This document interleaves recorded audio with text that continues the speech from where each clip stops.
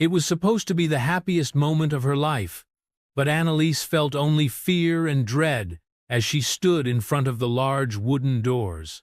Her white gown was tight around her ribs, making it hard to breathe. Her palms were soaked with sweat. She could hear the loud chatter of guests on the other side of the door. They were waiting to witness a wedding that felt more like a prison sentence than a holy union. She could still remember how her father had thundered, "You will marry Winston Perry, or you will never set foot in this house again." It was not a request, not even a polite suggestion. It was an order.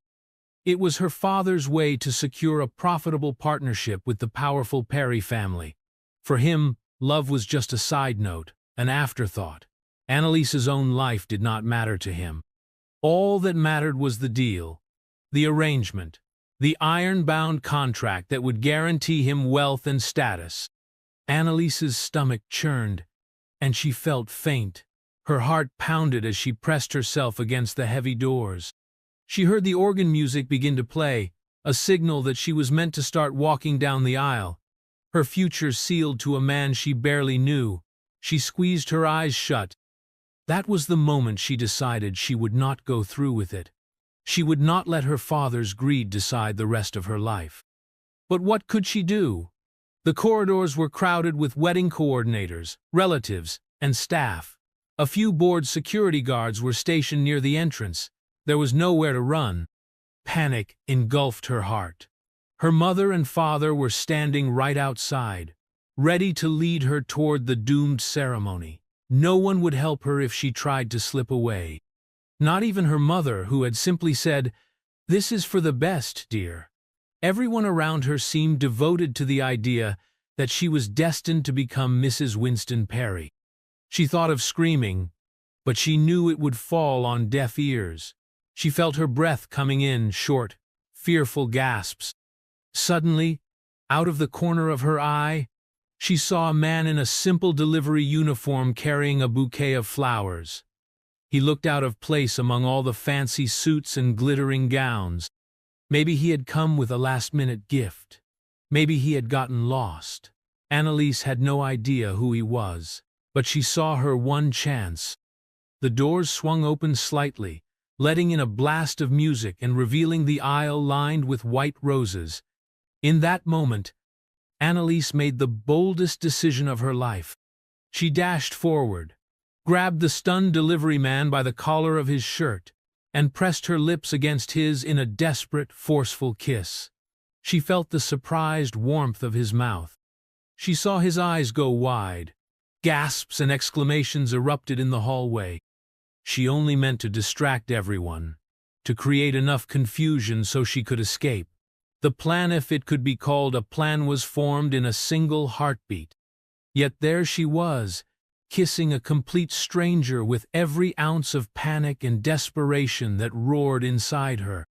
She could not have imagined that this kiss would unlock events more dangerous, more thrilling, and more life-changing than she could ever dream. And she had no idea that the man in the humble uniform was not just some random delivery worker, but a hidden tycoon whose true identity could overturn all the forces arrayed against her. Annalise's life had been filled with instructions, orders, and restrictions. She was the only daughter of the Blaylock family, known for their old money and countless social connections. Her father, Samson Blaylock, was a steel-hearted businessman who treated his family like employees. Her mother, Jocelyn Blaylock, lived in her husband's shadow and rarely challenged his decisions. Growing up, Annalise attended all the right schools. She learned etiquette, played the piano, and attended every tea party her mother planned. She was trained to speak softly, to sit upright, and to never let her emotions cause a scene. It was a life set out for her like a doll in a dollhouse, pretty to look at, but never free to truly be herself. As the years passed, Samson Blaylock's thirst for profit grew. His company, Blaylock Enterprises, had been stable for a long time, but the business environment had changed. Competitors were emerging, and expansions did not go as planned. A dark cloud hovered over the Blaylock fortune. Then Sampson met Winston Perry, a wealthy and powerful man with large holdings in shipping and commerce. It was as if Sampson had discovered a gold mine in the form of a future son-in-law. For Winston, the union with Annalise seemed perfect. Marrying into the Blaylock name would add more respectability to his empire. He was a man used to getting what he wanted, and Annalise became just another item on his list of acquisitions. When Sampson shared the news with Annalise, she felt her heart drop. She had met Winston only twice at social gatherings. The first time, he offered her a cold, calculating handshake. The second time, he barely spoke a word to her, busy talking to her father about business matters. She felt no spark, no warmth, and no sense that this man would treat her with kindness. The arrangement was made official a few months before her wedding day. Annalise was given a diamond ring worth an impressive sum of money, yet she felt no joy wearing it. Her father made it clear that her future was sealed, and her mother looked on with a mix of pity and resignation. No one in the Blaylock house asked Annalise how she felt. In private, Annalise cried and pleaded with her father. "Father, please, I can't marry a man I don't love," she had said. Her father's jaw tightened. "You will do your duty to this family," he replied firmly. "Do you realize what this marriage means to our business?" Annalise begged him to see reason. "I'm your daughter," she whispered. "My happiness matters." But he simply gave her a cold stare. "You are part of this family. You will do as you are told," he said. Faced with no other options, Annalise tried to imagine that maybe Winston would grow to love her. Maybe life with him would not be so bad. But her stomach twisted every time she remembered the emptiness in his eyes. She imagined a future in a grand house, where she would be more decoration than wife. The thought weighed on her heart and chased away any hope she tried to gather. The day of the wedding arrived in a flurry of white silk, camera flashes, and forced smiles. They booked an elegant hall, decorated with rare flowers from exotic places, all to show off the wealth and status of the two families. Annalise's gown was custom-made layers of satin and lace that must have cost a small fortune. She felt like a caged dove. That morning she woke early. Her mother came into her room, touched her hair and said, "Your father wants everything perfect today, dear. No tenderness, no encouragement. Just a reminder that she belonged to the Blaylock name and nothing else." Annalise tried to eat breakfast but found herself too nervous to swallow even a bite. Her mind raced with thoughts of escape, but every window and door in the mansion seemed guarded. The wedding planner and maids followed her every move, preparing her for the ceremony. They brushed her hair into a neat updo, placed the veil gently over her head, and pinned it in place. The reflection in the mirror showed a bride who was pale, trembling, and miserable. All the while, the time ticked closer. The grand hall was filled with hundreds of guests. The organ music started up. The chatter of those gathered to witness the union between two powerful families grew louder. Panic rose in her chest, and she felt tears press against the back of her eyes. "I can't do this," she whispered to herself. Her father's footsteps echoed through the corridor as he approached. She heard him murmur to someone that everything was running smoothly. He had no idea how frantic Annalise felt. Then he knocked on the door and said, "Annalise, it's time." She could not reply. Her throat felt like it was closing. The hallway outside was bustling with staff and guests. She could see Winston standing near the stage through the crack in the door. He looked bored, checking his watch. She knew she had to run, but how? And then, in the midst of the chaos, the man in the delivery uniform appeared, carrying fresh flowers for the event. He was tall, with broad shoulders, wearing a simple cap with the logo of a local courier service. He seemed relaxed but slightly out of place, as if he had wandered onto a theater stage without a script. That was when Annalise acted on pure instinct.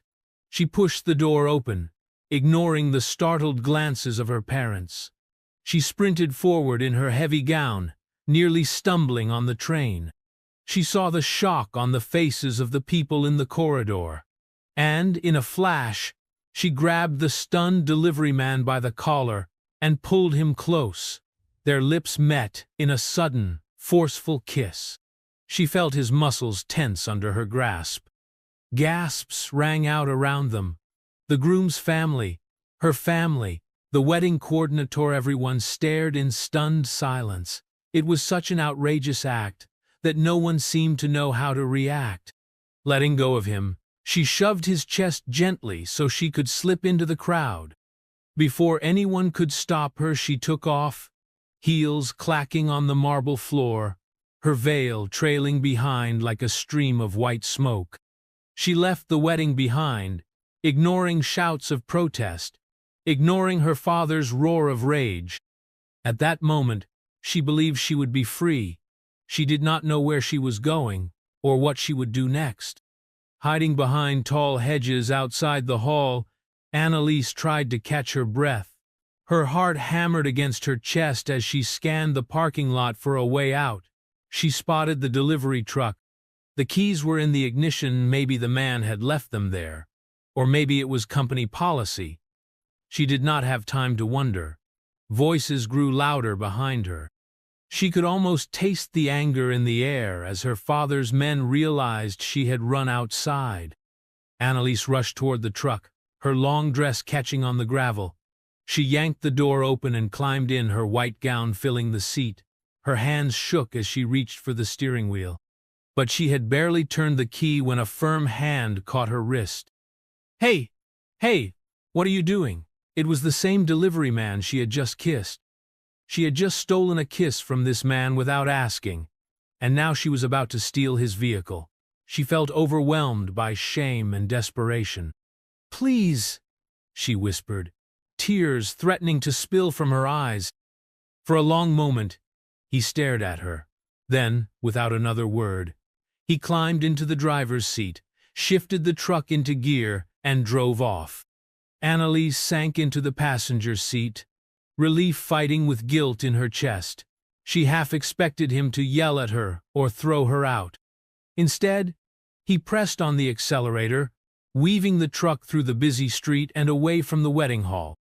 She could see the commotion in the rearview mirror, her father's security guards running, Winston stepping out in confusion, and a crowd of onlookers shouting and pointing. Her heart still pounded from the adrenaline surge.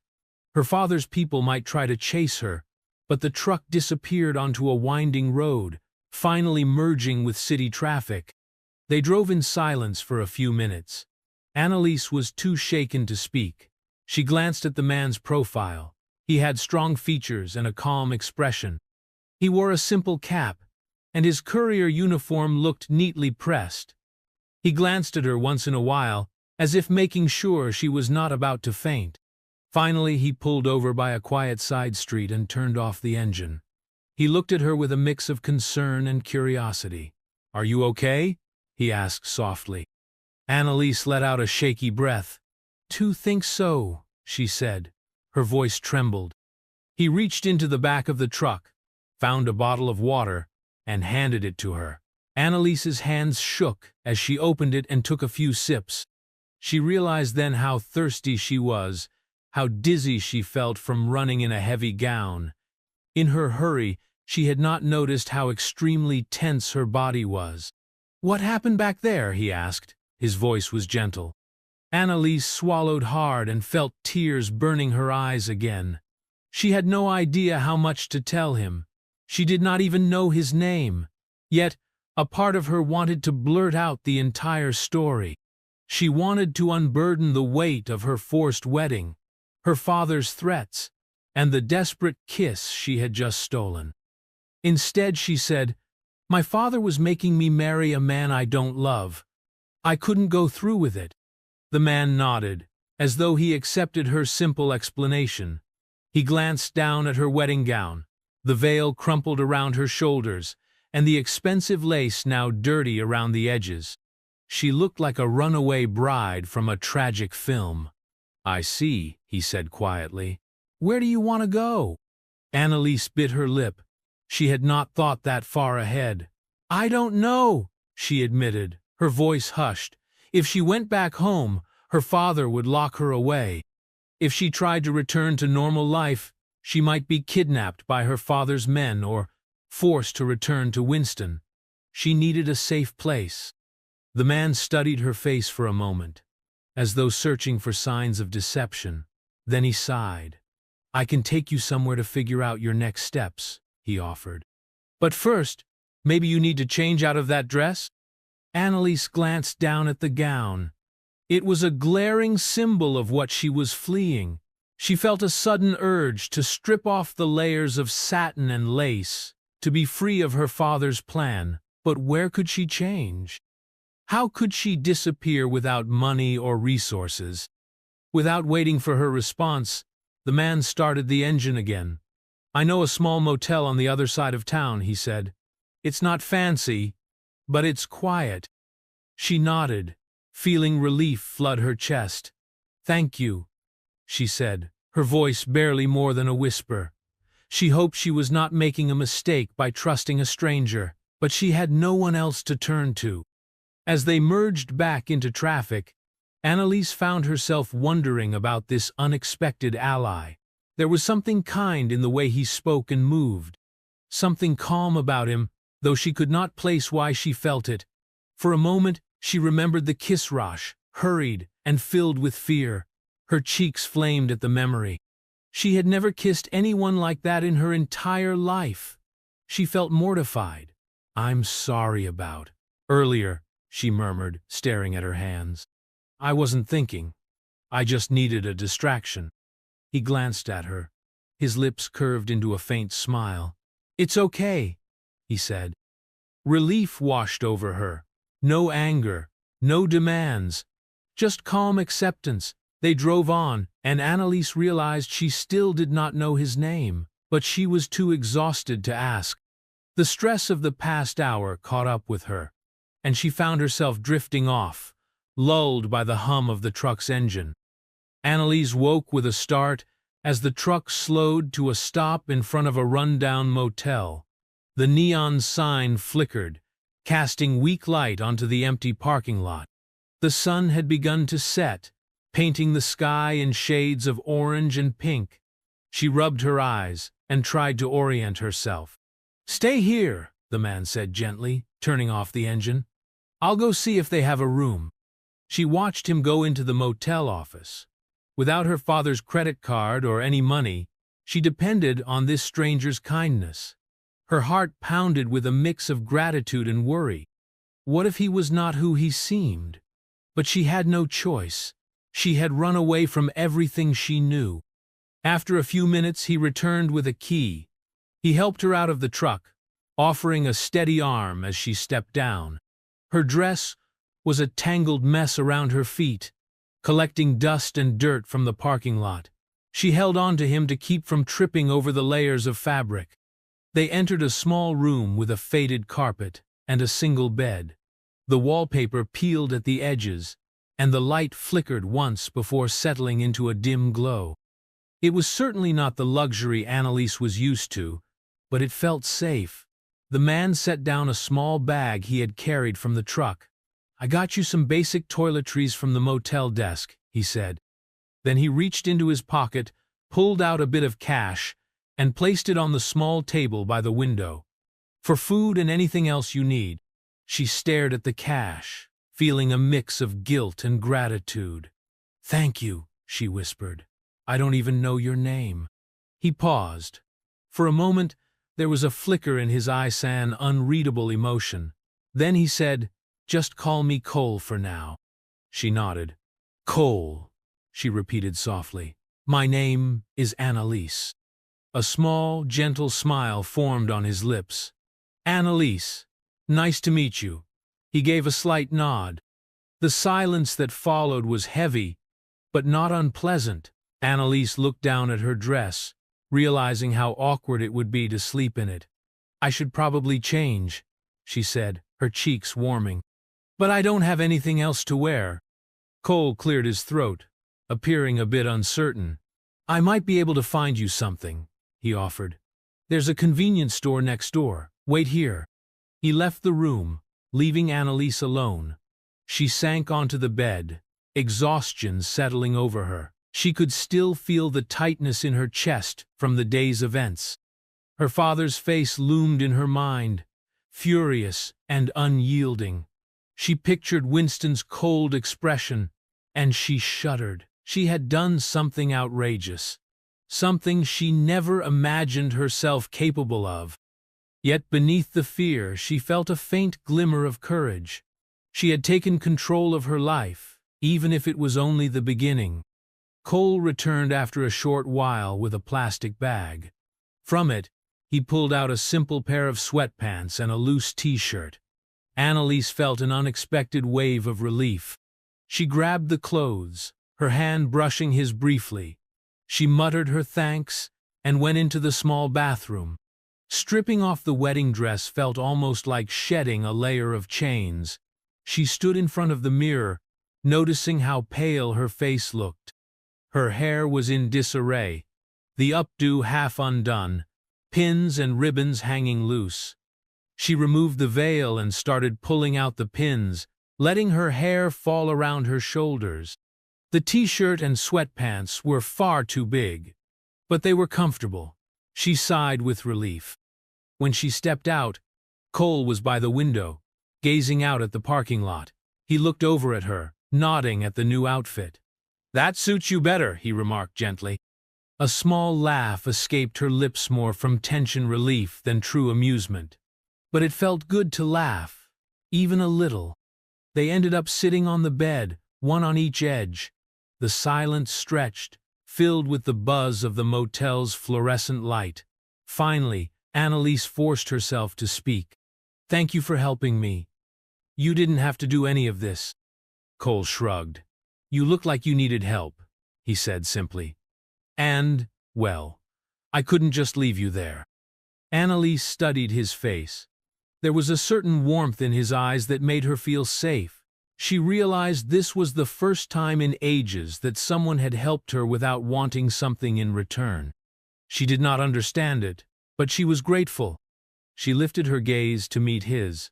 "I don't know what to do next," she admitted softly. She felt tears threaten again. But now, she was adrift. Cole leaned forward, resting his elbows on his knees. "You need to think about what you really want," he said. "Not what your father wants, or what anyone else demands. What do you want for your own life?" The question hung in the air. Annalise did not have an immediate answer. She had never been free to choose. I don't know," she whispered. But her heart stirred at the idea that she could choose her future. "I guess I want to stay away from my father," she added with a wry smile. "At least until I figure everything out." He nodded. "We'll figure it out," he said, his voice calm and steady. Before she could ask what he meant by "we," Cole rose from the bed. "Get some rest," he told her. "You need sleep. I'll take the floor." Annalise shook her head. "You don't have to." "It's okay," he cut in gently. "I'll be fine. I'll leave you my cell number in case you need anything. I'll head out for a bit, but I'll come back to check on you." Confused, she asked, "Where are you going?" He turned away. "There are a few errands I need to run," he said vaguely. "Don't worry." He glanced at her, hesitation flickering in his eyes. "Keep the door locked." With that, he left. Annalise was left in the small room, alone again. The neon light outside cast dancing shadows on the thin curtains. She sat there for a while, trying to slow her racing thoughts. Who exactly was Cole? Why was he helping her? And how had she become a runaway bride in such a short span of time? Eventually, exhaustion won out. She pulled back the scratchy blanket on the bed, climbed under it, and stared at the water-stained ceiling until her eyes closed and sleep overtook her troubled mind. The next morning, Annalise woke up to the sun peeking through the small gaps in the motel's worn curtains. She felt stiff and groggy, her mind still swirling with yesterday's events. Slowly, she recalled where she was, and why she was there. She glanced around. Cole was not in the room, but there was a folded piece of paper on the small table. She rose from the bed and picked up the note. "Had to go to work early. There's coffee in the lobby if you want some. Cole." A small pang of worry hit her. She had no phone, no idea of his last name or how to contact him, but he had mentioned he would come back. She had no reason to doubt him. She folded the note and set it aside, then stepped into the bathroom to freshen up. She splashed cold water on her face and stared at her reflection. The dark circles under her eyes testified to her stress. Still, she felt a little calmer than the day before. She had escaped the wedding, and now she had a chance to breathe and think. After changing back into the t-shirt and sweatpants, Annalise decided she needed a plan. Hiding forever was not an option. She needed money, a place to stay, and some way to separate herself from her father's control. The problem was, she had no phone and no one she trusted besides Colean, almost total stranger. Her stomach rumbled, reminding her that she had barely eaten. Summoning her courage, she made her way to the motel lobby. The lobby smelled faintly of old carpet, but there was a coffee station in the corner. Annalise poured herself a cup, added some creamer, and took a hesitant sip. It was bitter, yet somehow comforting. She used some of the cash Cole had left to buy a small pack of crackers from the vending machine. As she nibbled on them, she heard the lobby's television tuned to a local news channel. Her heart leaped into her throat when she saw an image of her father's mansion on the screen, accompanied by pictures of a lavish wedding hall. Text scrolled across the bottom. "Heir to Blaylock Enterprises left at the altar. Runaway bride shocks high society wedding." Annalise froze, coffee cup trembling in her hand. It was public nowhere father's scandal, Winston's humiliation, the entire fiasco. She held her breath, fearing the report would show her face. She managed to catch a glimpse of Winston on screen, giving a short statement about how their personal differences caused the wedding to be postponed.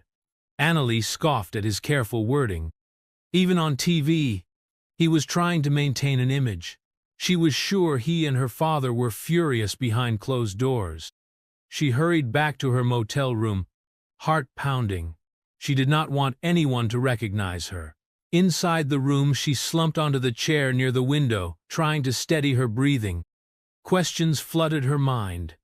How long before her father's men tracked her down? Would Winston send people to find her too? She had no doubt that her father would do everything in his power to drag her back home. Time slipped by in a haze of worry. Afternoon light filled the room. She paced the floor, waiting, hoping Cole would return. She peeked through the curtains and saw him parking. Relief flooded her, and she hurried to open the door before he could even knock. Cole offered a small smile. His cap was pulled low, shading his eyes, and he still wore the courier uniform. He stepped inside and closed the door, glancing around. "You doing okay?" he asked. "I guess so," she replied. She set her coffee cup aside. "The news already knows about the wedding. My father must be searching for me. Winston, too." She wrung her hands together nervously. Cole gave a knowing nod, as if he had expected this. He leaned against the small table. "Figured as much," he said quietly. "Listen, you can't stay here too long. This is probably the first place someone would check." Annalise's eyes widened in alarm. "But I have nowhere else," she stammered. Cole lifted a hand, gesturing for her to calm down. "I have a place," he said. "It's not in the city, less people around, you'll be safe." She hesitated. She barely knew this man, yet he was offering her safety again. "Why are you doing all this?" she asked, her voice almost breaking. "You're going out of your way for me." He paused, looking down. "Let's just say I don't like seeing people get forced into things they don't want," he said at last. "I know what it's like to feel trapped." Annalise could see a flicker of pain in his gaze. Whatever his story was, it seemed complicated. She nodded, feeling gratitude swell in her chest. "Thank you," she whispered. "To appreciate it." Cole pushed off from the table. "Pack your stuff. We should leave now," he advised, glancing around the dull motel room. She almost laughed at the instruction to pack, since all she had was a disheveled wedding dress and a small bag of toiletries. But she gathered them quickly. Within minutes, they were out the door and into the delivery truck again. This time, Annalise felt more aware of her surroundings. She noticed Cole's hands on the steering wheel, how they gripped it with confidence. She wondered again who he really was. They drove for a long while. Cole took unfamiliar roads that led them out of the city. Tall buildings gave way to smaller houses and then to open farmland. Annalise felt tension lifting from her shoulders as the wide sky stretched before them. She did not know where they were headed, but she trusted Cole enough to stay calm. Eventually, they turned onto a narrow dirt road flanked by tall trees. The branches arched overhead, forming a tunnel of green. Sunlight flickered through the leaves, and the sight brought an unexpected sense of peace. After a few more turns, they arrived at a modest cabin, hidden behind a cluster of pine trees. Cole parked the truck and got out.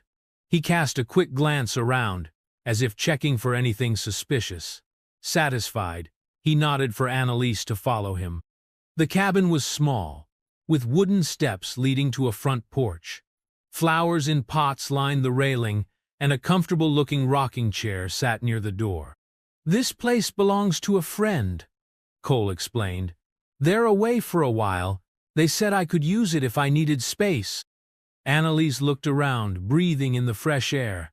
It felt like a different world compared to the bustling city and stuffy mansion she had left behind. "It's beautiful," she murmured, her eyes taking in the warm sunlight and swaying trees. Cole's smile was brief and a bit sad. "You can stay here," he said, "at least until you figure out what you want to do next." The inside of the cabin felt cozy and welcoming. The living room was furnished with a worn sofa, a small wooden coffee table, and shelves filled with old books. A kitchen area stood just off to the side, equipped with basic amenities. A short hallway led to a single bedroom and a bathroom.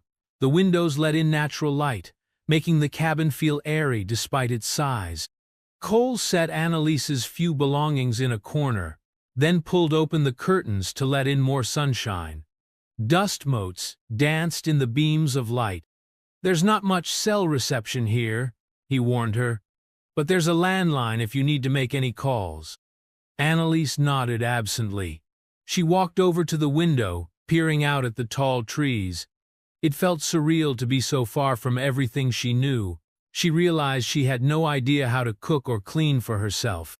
At home, servants had always taken care of those tasks. The thought made her feel both embarrassed and determined. Maybe this was her chance to learn to stand on her own feet. "Thank you," she said quietly, turning to face Cole. "Really, you don't know how much this means to me." He waved off her gratitude, shifting uncomfortably. "It's nothing," he said. But she could tell it was not nothing. He was going out of his way, risking involvement in her complicated life.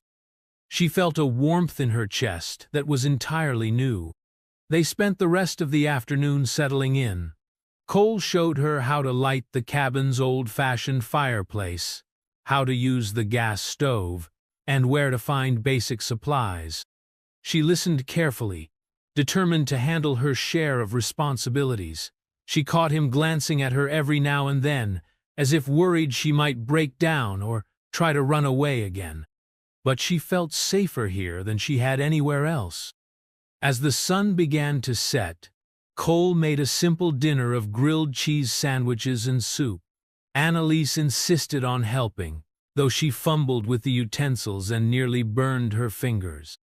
She felt silly, but Cole didn't laugh.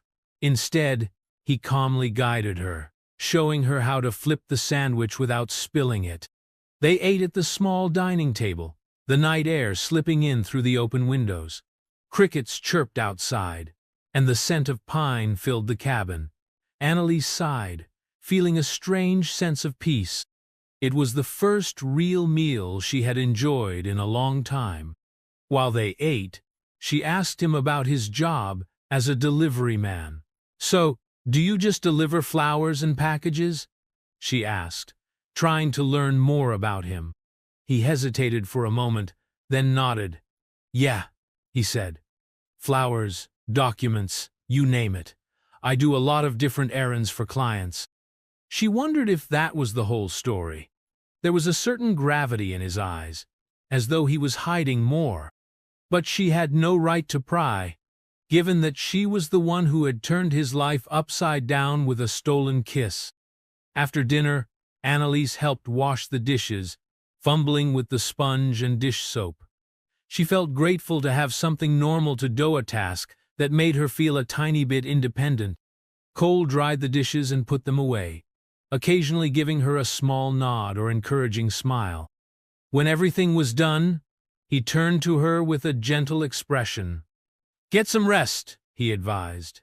"You've been through a lot." She nodded, feeling exhaustion in her bones. "What about you?" she asked. "Where will you sleep?" He shrugged. "There's a couch here. I've crashed on it before. I'll be fine." His tone left no room for argument. Annalise thanked him again, then headed down the hallway to the bedroom.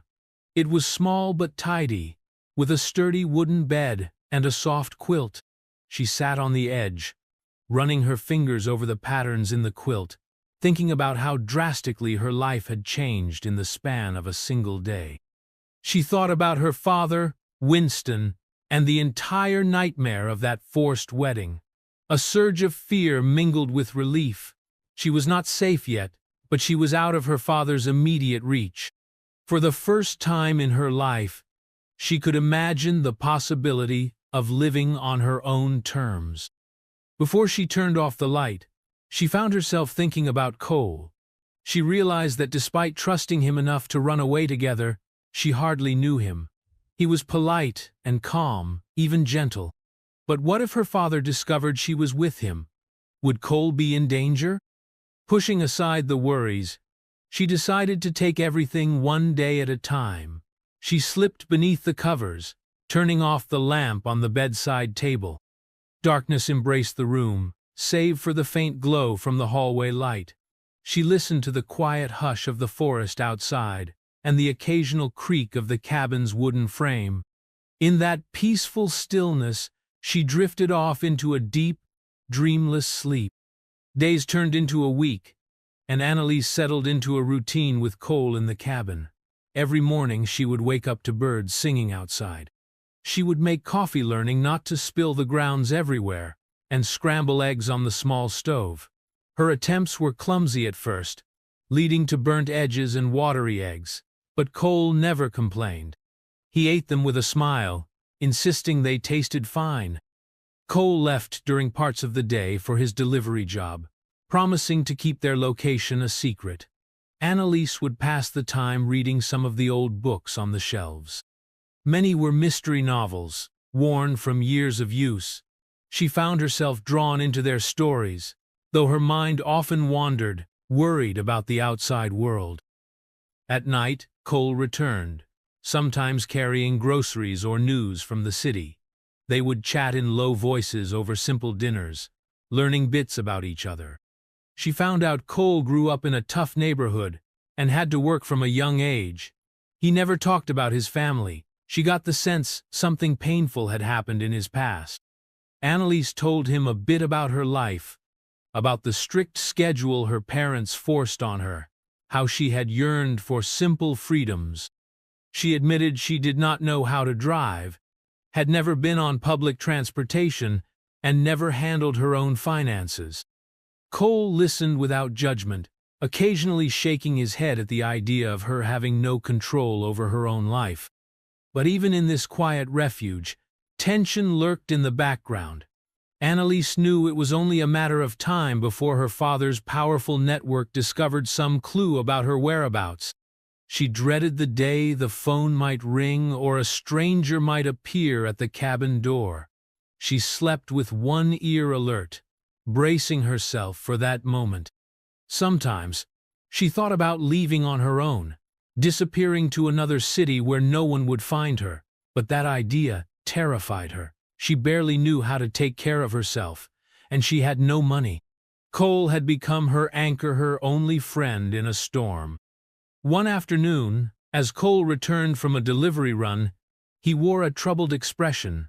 Annalise met him in the living room, heart skipping a beat at the look in his eyes. She asked, her voice trembling. Cole set down a paper bag on the table. "Your father's offering a reward for information about you," he said grimly. "I saw a flyer posted in the city. He's calling you missing, making it look like he's concerned for your safety." Annalise swallowed hard. "I knew he'd do something like that," she murmured.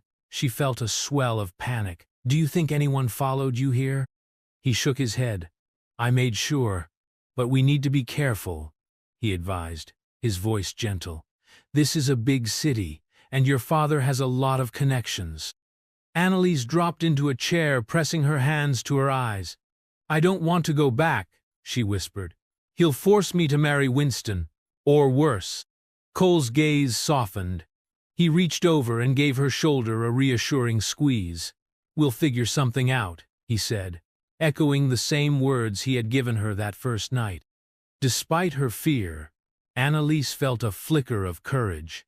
She realized she could not hide forever. She needed to learn how to stand on her own and maybe even prepare for the day her father caught up with her. She squared her shoulders and took a shaky breath. "Cole," she said softly, "will you teach me to do things on my own, like drive a car, open a bank account, basic skills?" He raised his eyebrows, then nodded with a small smile. "Sure," he said. "We can start with driving if you'd like, but we have to be cautious about where." Annalise nodded eagerly. "I'll do whatever it takes," she promised. She felt a surge of determination. If she was going to forge a new path, she needed the skills to back it up. The next few days saw a change in their routine. Cole took her to an empty stretch of road near the cabin. It was surrounded by farmland, and hardly any cars passed by. He parked his truck and walked her through the basics, adjusting the seat, the mirrors, and the seatbelt. Annalise felt clumsy and anxious, afraid she might crash the truck on the first attempt. Cole's patience never wavered. He calmly explained how to shift gears, how to press the gas and brake pedals. She started the engine, her hands shaking on the steering wheel. She managed to inch forward at a snail's pace, feeling both triumphant and terrified. "Good job," Cole praised her, guiding her left hand at the top of the wheel. "Remember, gentle on the pedal."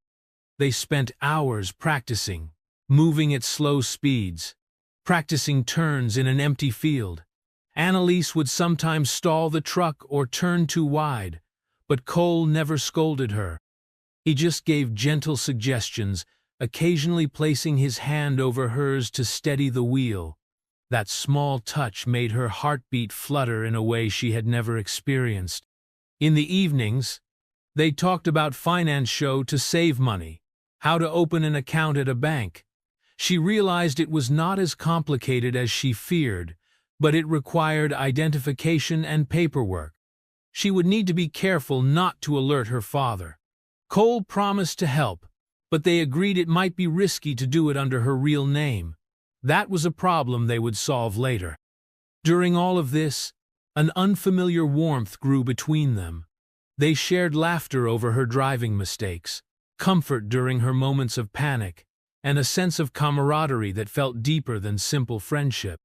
Annalise began to notice the small details about Cole, how his eyes softened when he smiled, how his voice carried a quiet strength. She found herself thinking about that desperate kiss more often, wondering if it had sparked something between them beyond mere chance. Yet neither of them spoke openly about their feelings. There was always the shadow of her father's pursuit, the danger of being discovered. Still, as the sun rose day after day over that quiet cabin, their bond strengthened. Annalise felt more alive than she ever had within the sterile halls of her family mansion. She began to glimpse a new version of her cell phone who might stand on her own, guided by her heart rather than her father's demands. Almost 2 weeks had passed since Annalise had fled the wedding. She had grown used to the calming routine at the cabin and her driving lessons with Cole. She felt more confident now, actually driving the truck up and down the dirt road without stalling. She could feel a new self taking shape, someone capable, someone who did not quake under her father's orders. The morning sun slanted through the pine trees as she stood on the cabin's porch, sipping a cup of coffee. She heard the sound of a car engine approaching, which made her stiffen. Cole had gone to make a delivery, and he would not be back for a few hours. No one else was supposed to come here. Her heart pounded. She set the coffee cup aside and peered around the corner of the cabin. A sleek black car rolled up the dirt road, its windows tinted. Alarm bells rang in her mind. She glanced around for a hiding spot. The thick trees and bushes might shield her if she slipped away quietly, but it was too late. The car stopped in front of the cabin. A man stepped out, wearing a dark suit that looked too formal for the countryside. His stern face, hidden behind sunglasses, scanned the area. "Miss Blaylock?" he called. His voice edged with authority. Fear flooded Annalise's veins. She recognized him as one of her father's security officers. How had he found her? She thought about running, but she was frozen to the porch, caught like a deer in headlights. "Miss Blaylock," the man repeated. He took off his sunglasses, revealing cold eyes. Another man emerged from the driver's side, also wearing dark clothing. Together, they approached the porch. She forced herself to speak. "What do you want?" Her voice came out shaky, but she tried to stand tall.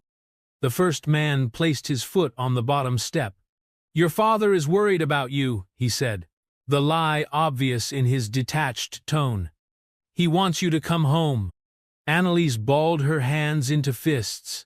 "I'm not going back," she insisted. "He can't force me to marry Winston." The two men exchanged a glance. The second man spoke up. "Your father's orders are clear," he said with a shrug. "We're to bring you back, one way or another." Her heart pounded so loudly she could hardly think. She tried to stall for time. "I have rights," she whispered, though she was not sure if that mattered to them. "You can't just abduct me." The first man took another step up. "We're not abducting you, miss," he said in a tone dripping with fake politeness. "We're ensuring your safety." She weighed her options. If she tried to flee into the woods, they might catch her. If she resisted openly, she had no idea how strong or armed they were. Fear made her throat constrict. She wished Cole were here. He would know what to do. Summoning courage, she took a step back. "I won't go with you," she repeated. Her voice trembled, but she tried to sound firm. "Leave, or I'll call the police." They exchanged another look. Then the first man smiled coldly. "Go ahead, call them. We have permission from your father, and the police won't intervene in a family dispute." Her mind raced. She glanced around, spotting the landline phone inside. But would calling the police help? Her father's influence was substantial, and they might do nothing to help her. In the back of her mind, she wondered if there was some legal measure she could take. But she had never been taught about such things. "Please," she said, her voice breaking. "I'm not safe at home." The man's expression hardened. "Enough of this," he snapped. He moved forward quickly, grabbing her arm. She gasped at the painful grip. The other man stepped behind her, blocking any escape. Adrenaline surged, and she tried to twist free, but the man's grip was too strong. Panic flared in her chest. They were going to drag her back to the city, back into her father's grasp. Images flashed through her mind: her father's angry face, Winston's triumphant sneer, the cold emptiness of her old life. She could not let it happen. Suddenly, a deep voice cut through the tension. "Let go of her." She looked past the men, her heart leaping. Cole stood at the edge of the dirt road, having arrived on foot. She had no idea how he had gotten there so silently, but she had never been happier to see him. His face was set in grim determination. He advanced, a protective fire in his eyes. The man holding Annalise turned, scowling. "This is none of your business," he barked. Cole did not flinch. "She said she's not going," he stated, voice low and dangerous. The men glanced at each other, possibly sizing up Cole. The first man sneered. "You're outnumbered," he pointed out, nodding toward his companion. Cole's gaze flickered between them. He took a step forward, fists clenched. "We can do this the hard way," he warned. "Or you can walk away." His voice held a steely edge that Annalise had never heard before. There was a charged silence. Then the second man lunged. Cole moved swiftly, dodging the blow with surprising skill. He grabbed the man's wrist and twisted it, causing him to yelp in pain before slamming a punch into his midsection. The man crumpled to his knees, gasping for air. The one holding Annalise cursed and released her to rush Cole. She stumbled back, nearly falling off the porch steps. Her heart raced as the two men grappled with Cole, fists flying. Cole dodged and countered, his movements precise and practiced. He landed a sharp punch to the second man's jaw, sending him crashing against the car. Within moments, the men were sprawled, bruised, and shaken. Cole stood over them, breathing hard, his fists still raised. The men exchanged a glance of defeat. They knew they had lost. Slowly, they struggled to their feet, glaring at Cole with hatred in their eyes. "You'll regret this," one spat, holding his injured side. "Mr. Blaylock won't be pleased."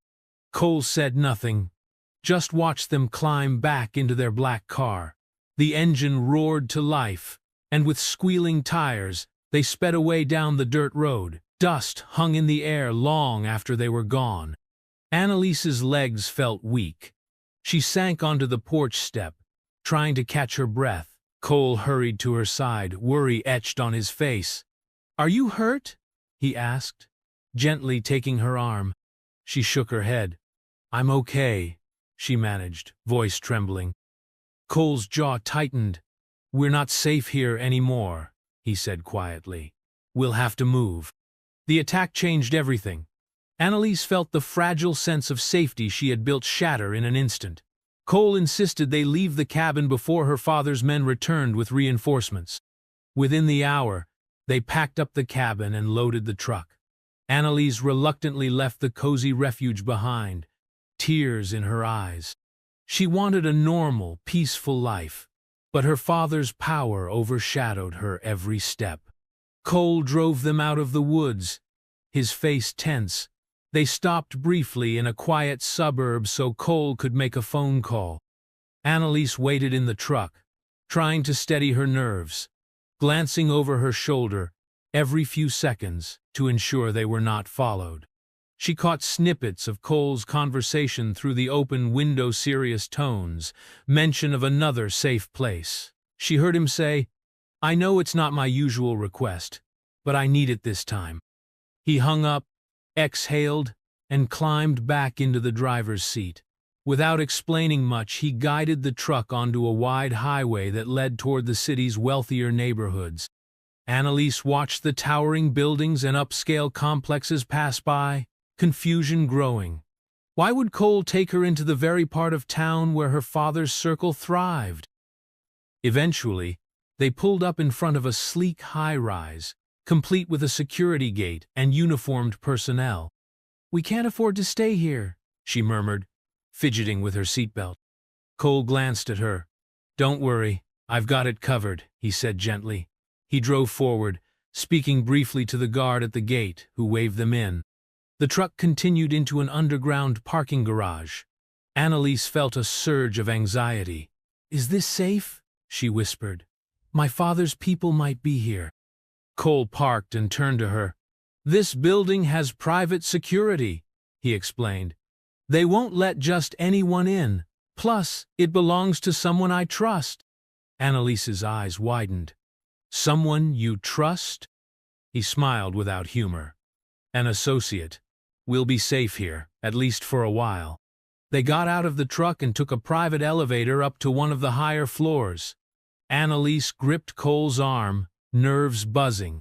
Her reflection in the polished elevator doors showed a worn-out young woman in baggy clothes, while Cole still wore his courier uniform, dusty from the road. They looked out of place in the pristine setting. When the elevator stopped, Cole led her down a plush corridor to a door marked with a simple brass number. He slid a key card into the lock, and the door opened onto a luxurious suite.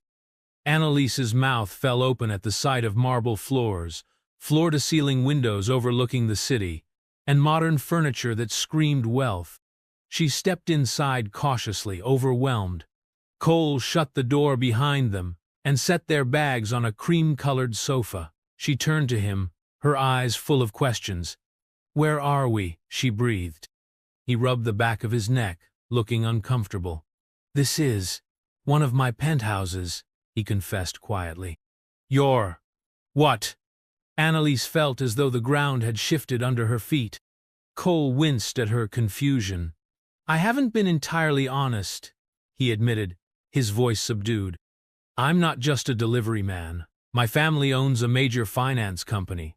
I have businesses. Property This is just one of them." Her mind reeled. It took a few seconds to process his words. "But the courier job?" He sighed. "It's complicated. I was raised in a wealthy family, but it wasn't a happy life. After a big disagreement with my father, I decided to step away from that world and live on my own terms. Delivering packages was an escapee way for me to see life from a different perspective, to meet real people, and do something honest. I didn't want to be a puppet in the corporate machine." Annalise stared at him in shock. Suddenly, the pieces clicked into place: his confident fighting skills, the quiet authority he carried, the sense he was hiding something. It all made sense now. "So you're a hidden tycoon," she murmured, recalling how she had once joked to herself that he was no ordinary delivery man. Cole rubbed his palms together, looking uneasy. "I'm sorry I didn't tell you sooner," he said, his voice tinged with guilt. "I wanted you to trust me for who I am, not for the wealth or power I have." Annalise felt a swirl of emotions. Part of her was hurt that he had kept this secret. Another part felt relief that he had the resources to protect her from her father's influence. She sank onto the edge of the sofa, trying to steady her thoughts. "You saved me," she said softly, meeting his gaze. "And you kept saving me, without ever expecting anything in return." He moved closer, gently taking her hand. "I'd do it again," he said earnestly. "Your father can't touch you here. This building is privately owned, and my security is loyal to me, not to Winston or anyone else. You can stay as long as you need." Her eyes misted with tears, a jumble of gratitude, wonder, and a lingering sense of disbelief. Thank you," she managed to say, squeezing his hand. She caught the flicker of tenderness in his eyes, and her heart fluttered in response. A silence stretched between them, filled with unspoken truths. Finally, Cole cleared his throat. "Come on, I'll show you around," he said. "Make yourself at home." Annalise followed him through the lavish apartment, marveling at the expansive living room, the state-of-the-art kitchen, and the bedrooms with panoramic city views. Each space was decorated with tasteful modern art. The walls were lined with shelves holding books, some in foreign languages. She couldn't believe she had been living in a dusty cabin while Cole had this amazing place all along. Still, she did not resent him for it. She sensed that his reasons were genuine, that he hated the pressure of the wealthy life he had run from. In a way, it reminded her of her own escape from her father's demands. They had both fled suffocating families, seeking freedom in simpler lives. But now, faced with real danger, Cole was pulling back the curtain on his hidden identity. And Annalise could not ignore the leap in her heart that told her she was no longer just a lost girl on the run. She was something more in Cole's eyes, and he was quickly becoming far more than a mere friend in hers. That evening, Annalise stood by the floor-to-ceiling windows in the living room, gazing out at the city lights. From high up, the bustling streets looked like rivers of glittering stars. It was a breathtaking view, and yet her mind was on the man she shared it with. Cole had disappeared into another room, saying he needed to make a few phone calls to handle security arrangements. She still could not wrap her head around the fact that Cole was wealthy, extremely wealthy, and had chosen a simple life as a courier to escape the greed and pressure of his own family. She thought back to the day she had met him, how she had grabbed him and stolen a desperate kiss to avoid her forced wedding. At the time, she had seen only a uniform and a kind face. Now, she understood there was so much more under the surface. Despite it all, Cole had never tried to control her or judge her. He was the only one who had offered help with no strings attached. The soft sound of footsteps drew her attention.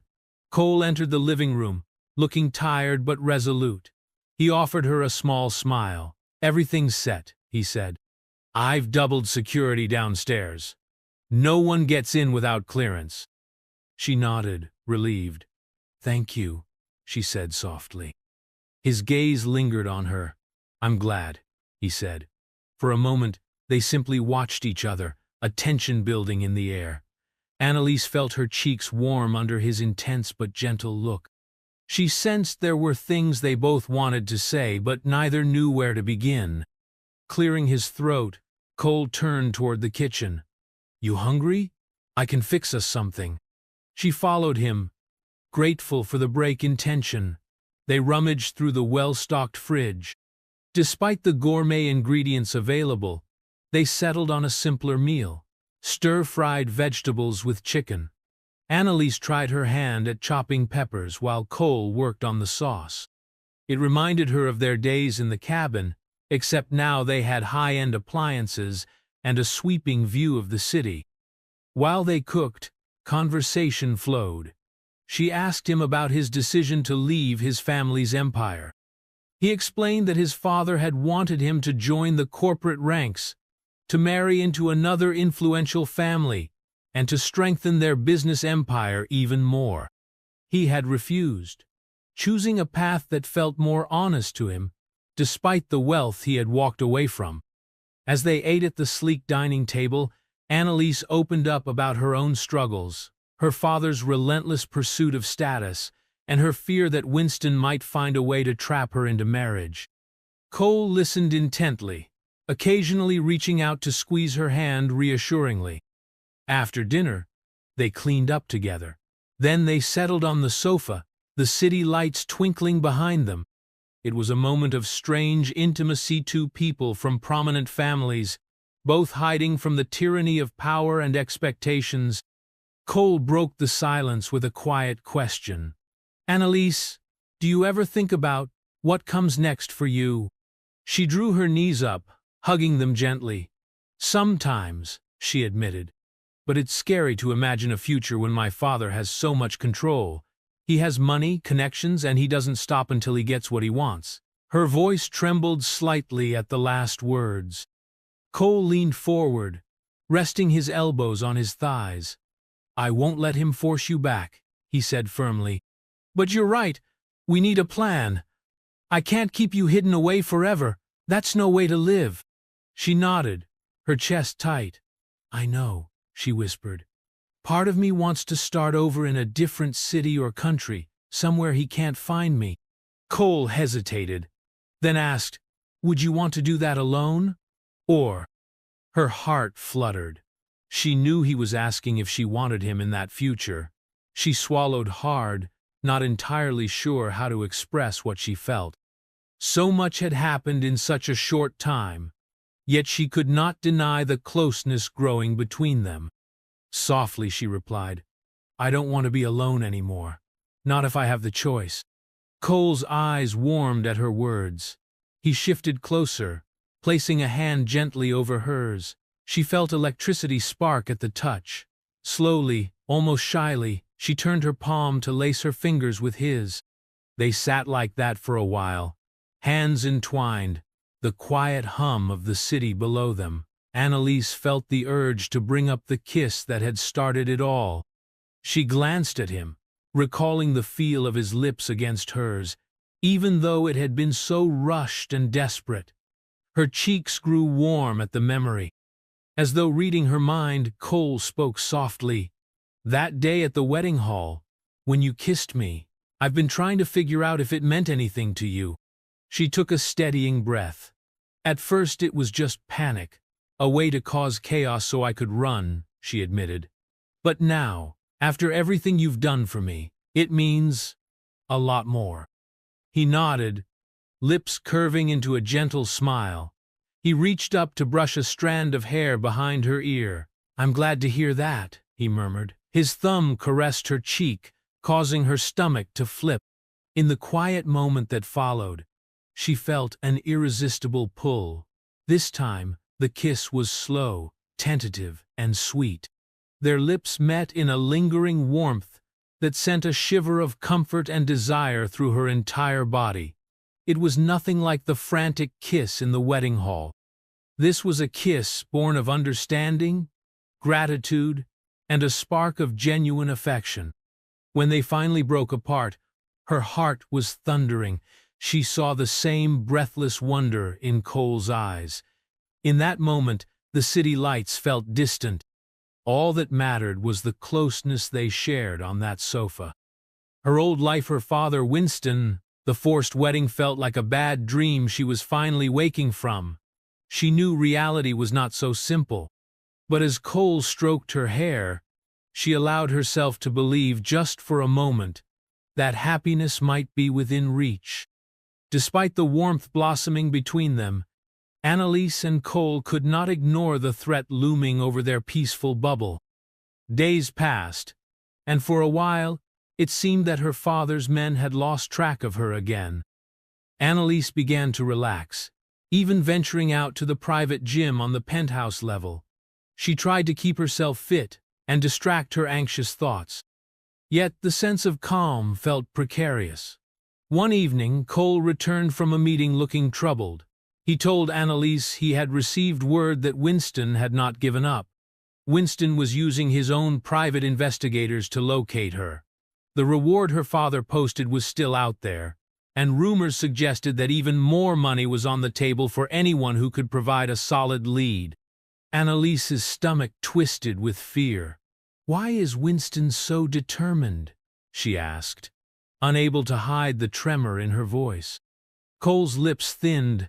"I think it's about pride," he said. "He didn't just lose you, he lost face in front of his peers. He doesn't want to look weak, and your father hates public embarrassment. He probably wants to prove he can fix the family mess." She sank onto one of the plush armchairs, feeling her hands tremble. Cole moved to her side, kneeling, taking her hands gently. "We'll figure out a permanent solution," he said. "Maybe we can travel abroad for a while, wait until they lose interest." She nodded, but inside she felt like a cornered animal. They might chase her to the ends of the earth if they were determined enough, and she was tired of running. She looked into Cole's eyes, seeking strength. "If we run, will it ever end?" she whispered. He hesitated. "If your father or Winston never give up, we might be looking over our shoulders forever," he admitted. "But maybe we can fight back." Annalise frowned, uncertain. "How?" she asked in a hushed tone. Cole stood, pacing the room. "We can use the legal system," he suggested. "You can file a restraining order or even press charges if they threaten you again. With enough evidence of harassment, they could face legal consequences. And you could gain your independence, free from your father's control." She blinked at the idea. She knew nothing about the law, but it sounded like a possibility. Could she stand in court and testify against her own father? The thought made her heart pound. Yet maybe it was the only way to truly be free. Before they could delve deeper, the phone rang, jarring them both. Cole quickly answered, speaking in low tones. His eyes narrowed, and Annalise felt a chill of foreboding. You're sure? He asked the person on the line, glancing at her with concern. All right, thank you. He hung up and turned to her. One of my security guys spotted a suspicious car circling the block. They ran the plates registered to Winston's company. Fear stabbed at her. They're here? Now? Cole nodded grimly. They haven't made a move to enter yet, but it looks like Winston's men are close. She took a shaky breath. I can't keep running, she said quietly, more to herself than to Cole. I have to face them somehow. Cole crossed the room and gently cupped her face in his hands. We'll face them together, he said. You're not alone anymore. That night, neither of them slept well. The tension in the apartment was thick enough to cut with a knife. Annalise lay awake, feeling Cole's presence beside her as they both stared at the ceiling. She was torn between fear and a growing resolve. Maybe Cole was right. Maybe they needed a more direct solution. Early the next morning, Cole made calls to lawyers he trusted, setting up an emergency meeting to discuss legal strategies. Annalise felt a knot of anxiety in her chest, but she also felt a strange sense of hope. If the law was on her side, she might finally stand up to her father's tyranny. They left the penthouse through a secure back entrance, escorted by two of Cole's bodyguards.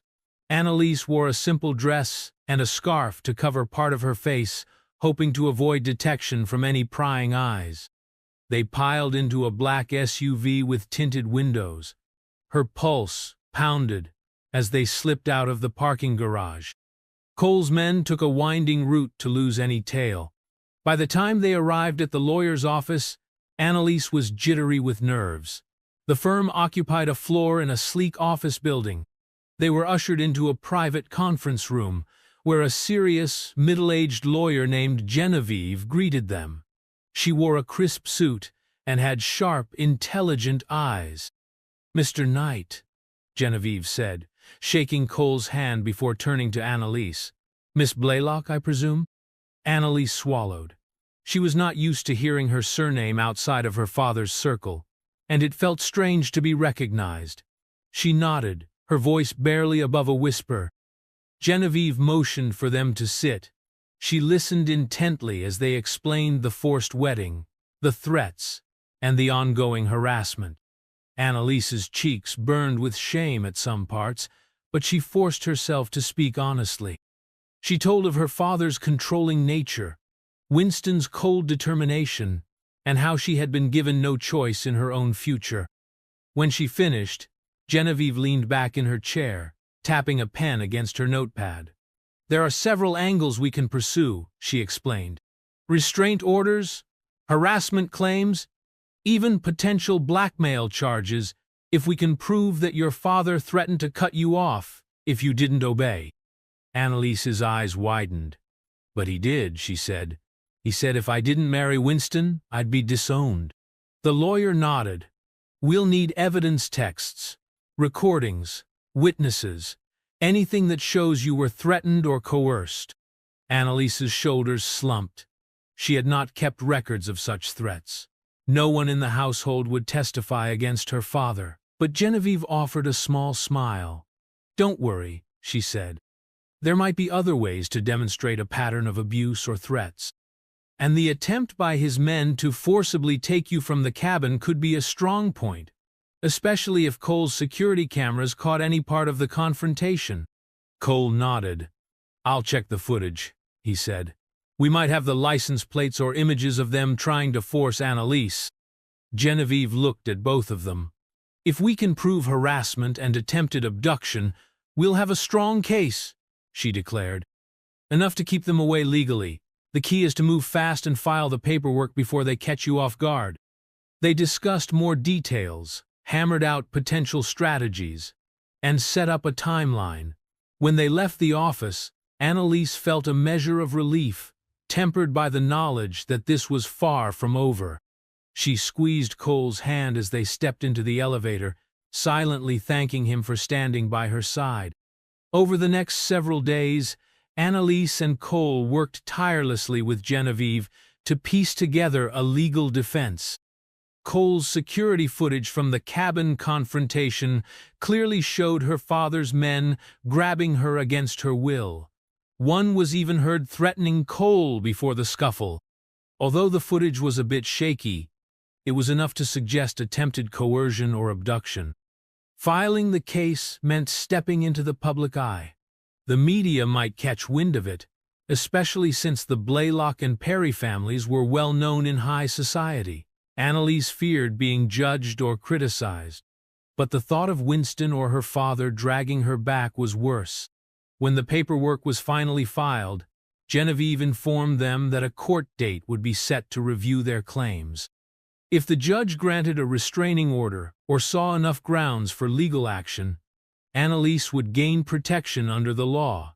For the first time, she felt like she had a real shot at independence. One evening, while they waited for news of the hearing date, the phone in Cole's penthouse rang. He picked up, listened quietly for a moment, and then stiffened. "They're here?" he repeated, voice low. He hung up and turned to Annalise, his expression grim. "My security says your father just arrived downstairs with Winston," he told her. "They're demanding to see you." Annalise's heart thundered. "Here? How did they?"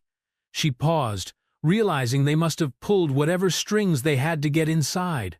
Money and power opened many doors. Cole's jaw tightened. "They're in the lobby. My guards won't let them come up without your permission." A storm of emotions whipped through Annalise's fear. Anger, hurt. She stared at Cole, unsure. "What do I do?" He took her hands gently. "You have the right to refuse. They can't force their way up. But this might be your chance to say what you need to say, once and for all." She realized he was right. She was tired of cowering. If she kept hiding, they would just keep hounding her. Steeling herself, she nodded. "I'll see them," she decided, voice shaking only slightly. Cole made a quick call to his head of security. Soon, the elevator chimed, and the doors slid open. Samson Blaylock, her father, stepped out first. Winston Perry followed closely. Both wore expensive suits, their faces set in stern disapproval. Behind them, two large bodyguards hovered. Her father's gaze landed on Annalise. "There you are," he snapped, anger seething in his eyes. "Do you know how much trouble you've caused me?" A swirl of anxiety twisted in her stomach. But she stood tall. "I'm aware," she said quietly, refusing to bow her head. Winston scoffed, looking Cole up and down with contempt. "And I see you've taken up with this." "Driver," he said, the insult dripping from his tone. Cole's posture stiffened, but he remained calm. "You're trespassing," he said evenly. "You're only here because Annalise agreed to speak with you." Samson waved a dismissive hand. "I don't care who you are or what you think. My daughter belongs with her family. You've meddled enough." He turned on Annalise. "You will come home. We'll smooth this out. Arrange the wedding again. Do you realize how many business deals are tied to your union with Winston?" Winston stepped forward. "I'm willing to overlook your recent behavior, Annalise," he said, his voice dripping with arrogance. "If you come back and do as you're told, we can rebuild our arrangement." Annalise felt a wave of revulsion. She lifted her chin, determination flooding her.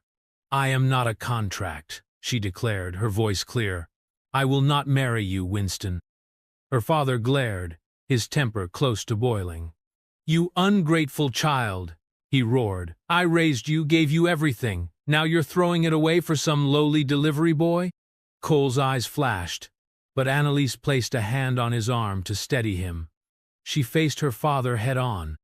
"You never gave me freedom. You never let me choose anything for myself.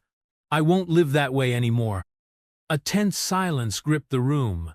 Winston looked like he wanted to lash out, but he held back, probably aware of Cole's security presence. Samson's face was red with rage. "You'll regret this," he growled. "You can't survive without the Blaylock name." Annalise's eyes stung with tears she refused to shed. "I'd rather have nothing than live as a puppet," she said softly. Winston sneered, turning to Cole. "So this is your plan? Hiding her away so you can mooch off her status?" Cole's jaw clenched, but he stayed composed. "My status is none of your concern," he said. "And Annalise is free to make her own decisions." Samson scoffed. "You think you can stand against me? Against Winston? We have resources you can't imagine." Cole took a measured step forward, his gaze never wavering. "Actually, my resources are more than enough," he said quietly. He motioned to the luxurious penthouse. "And I'm prepared to use them to protect Annalise legally, financially, and personally. You can't bully her anymore." Samson fell silent for a moment, possibly realizing Cole was not just a delivery man, but a true heavyweight. Winston's face twisted in frustration. They had walked into a lion's den, expecting to intimidate, only to find someone equally powerful standing guard. Finally, Samson spat, "Then we'll see you in court. I have lawyers of my own." Annalise squared her shoulders. "I'm ready," she declared. Her voice still trembled. Realizing they would get nowhere, Samson and Winston retreated in a flurry of threats and disdainful looks. They stepped back into the elevator, accompanied by their bodyguards, leaving an oppressive silence behind. When the doors slid shut, Annalise let out a long, shaky breath. Cole wrapped a supportive arm around her shoulders, pulling her close. Her heart hammered from the confrontation, but beneath the adrenaline, she felt a swell of pride. She had finally stood up to her father and Winston, refusing to bow. "It's going to be okay," Cole murmured, guiding her away from the elevator. "Whatever happens next, we'll face it together." Tears slipped down her cheeks, a mixture of relief and fear. For the first time in her life, she believed she could choose her own destiny, and she chose to walk that path with the man who had risked everything for her freedom. Over the weeks that followed, the legal battle raged. Samson Blaylock and Winston Perry filed countersuits, accusing Annalise of breach of contract and defamation. Genevieve fought back fiercely, citing the recorded attempts at forcing her into a marriage against her will, along with the footage of Samson's men using physical force. The media caught hold of the story, turning it into a spectacle.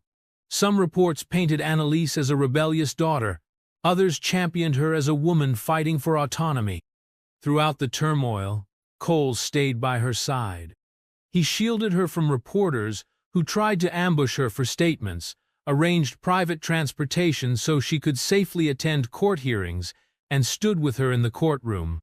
During proceedings, Annalise testified with a shaky voice at first, but she found her courage in Cole's gentle nods and Genevieve's guiding presence.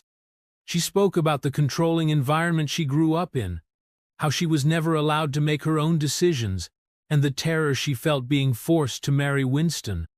The judge listened carefully, asked pointed questions, and studied all the evidence. Cole's security footage and testimony from a few staff members who had discreetly left Samson's employment tipped the balance. Their statements revealed that Samson often threatened Annalise with disinheritance if she did not comply. The staff recounted witnessing Winston discuss Annalise like an asset. All of this painted a disturbing picture of coercion. In the end, the court sided with Annalise. They granted her a restraining order against Samson and Winston, warning them to cease all forms of harassment or contact. While her father's power was not entirely dismantled, this legal victory meant he could no longer legally force her back or arrange her marriage without facing severe consequences. More importantly, Annalise was declared an independent adult, free from any contractual obligations her father might have tried to impose. Outside the courthouse, cameras flashed as the ruling was announced. Samson and Winston stormed away, their expressions furious and humiliated. Annalise stood on the courthouse steps, tears of relief streaming down her cheeks. Cole stood beside her, Genevieve patted Annalise's shoulder, giving a proud smile. "Well done," she said. "You stood up for yourself. That's not easy." Annalise's eyes shone. "I couldn't have done it alone," she confessed, looking at Cole with gratitude. He squeezed her hand, returning her smile. Despite their victory, Annalise knew her father might still nurse a grudge, but with the legal system on her side and Cole's protective network, she felt safer than ever. She was no longer a caged bird. In the weeks following the trial, she took steps toward living life on her own terms. She opened her own bank account under her own name, no longer afraid of her father's control. She practiced driving more and even got her driver's license. Each small milestone filled her with pride, proof that she could stand independently. As for Cole, he slowly reintroduced parts of his real life to Annalise. He took her to meet some of his trusted associates. At first she felt intimidated, but Cole was patient, explaining things without condescension. She discovered that he was not the cold executive she once imagined wealthy heirs to be. He cared deeply for his employees and was involved in charity projects that supported underprivileged communities. His reason for leaving the boardroom world had been about staying true to himself, not about snubbing responsibilities. Together, they found a balance between the quiet moments like cooking simple meals, watching sunsets, or strolling hand in hand and the responsibilities they both now carried. Sometimes, Annalise helped Cole with minor tasks in his business, like organizing files or taking phone messages. She found it oddly satisfying, a contrast to the empty socialite duties she once endured. Here, her efforts mattered. One day, as they relaxed in the penthouse living room, Cole watched Annalise sort through a stack of mail. A soft smile curved his lips. "You know," he said, "it feels like forever since that day at the wedding hall." She paused, recalling that moment, the heavy wedding gown, her heart pounding as she grabbed him and kissed him. She met his eyes. "It does," she said softly, "but also like it was just yesterday." He chuckled, moving closer. "You changed my life that day." She set the mail aside and looked at him. "You changed mine," she replied, her voice trembling with emotion. "I was so desperate. I never thought I'd meet someone who would stand by me the way you have." He reached for her hands, pulling her to her feet. Gently, he wrapped his arms around her waist, gazing down into her eyes. "I wanted to protect you," he confessed. "But you're not helpless. You fought so hard for your freedom. I'm proud of you." She felt tears well in her eyes, but they were tears of gratitude, not sorrow. She stood on her tiptoes and pressed her lips to his, letting the warmth of his love envelop her. They kissed softly, the world outside falling away, leaving only the steady beat of their hearts. When they separated, Cole smiled, fishing something small out of his pocket. Annalise's breath caught as she saw a glint of metal. It was a simple silver key, with a small heart charm. "This is for you," he said. "I know you have a place here, but I also have a house in the countryside, a place that might feel a bit like that cabin, but safer, more permanent. I want you to have the key. If you ever need space or want a quiet retreat, it's yours." Annalise's heart swelled. She took the key, tears slipping down her cheeks. This was not an engagement ring, not a piece of jewelry meant to chain her. It was a symbol of true freedom, a home she could choose to visit or live in, shared with the man she loved. "Thank you," she whispered. "I want to see it." Cole grinned. "Then we'll go this weekend." And they did. That weekend, they drove out of the city together, leaving behind the towering buildings and the painful memories of a forced wedding. They arrived at a peaceful country, houses spacious but cozy. Surrounded by rolling hills and flowering meadows, Annalise breathed in the fresh air, feeling a rush of excitement for the life unfolding before her. In the warm evening light, they walked side by side, fingers interlaced, along a winding path behind the house. Crickets sang, and the sky burned in shades of orange and pink. Cole stopped near a wooden fence, turning to face Annalise. She saw tenderness and quiet joy in his eyes. No big speeches were needed. The hardships they had overcome spoke for themselves. They had found love in a desperate moment, forged trust through shared struggles, and emerged stronger than ever. As the sun dipped below the horizon, they held each other close, relishing the peace they had fought so hard to attain. A gentle breeze ruffled Annalise's hair as Cole leaned in and kissed her softly. She felt warmth bloom in her chest. This was no forced union, no business deal. This was the happiness she had always wanted, a choice made by two hearts that wanted each other freely. At last, Annalise was no longer bound by duty and fear. She had escaped a forced wedding by the wildest, most impulsive act of her life, kissing a stranger in a courier's uniform. But that stranger turned out to be her protector, her ally, and the man who loved her for who she was, not for what she represented.